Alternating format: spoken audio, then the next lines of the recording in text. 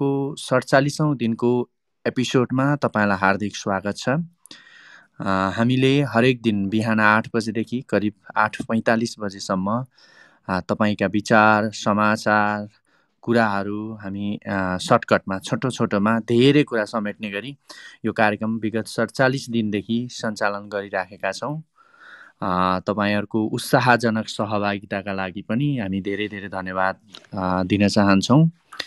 Jagannath sir पनि आइसक्नु भएको छ। जगन्नाथ सरबाटै हामी हरेक दिनको समरी एक खालको सुन्छौँ र अरू सरहरूबाट, अरू साथीहरूबाट हामीले धन्यवाद सुनिदिनु भयो। तपाईँहरूलाई पनि धन्यवाद। र सुन्ने सबै साथीहरूलाई चाहिँ के अनुरोध पनि गर्न चाहन्छु भने तपाईँहरूका लागि पनि हाम्रो यो माइक ओपन हुनेछ। तपाईँहरूले ह्यान्ड राइज गर्नुपर्नेछ र आउनु होला। भोलि जति धेरै नयाँ साथीहरू आउनुभयो हाम्रा लागि त्यति धेरै राम्रो पनि हुनेछ भन्दै आजको यस न्युज गफिङ सकिएको जानकारी गराउन चाहन्छु। तपाईँको आजको दिन शुभ बितोस्। नमस्कार।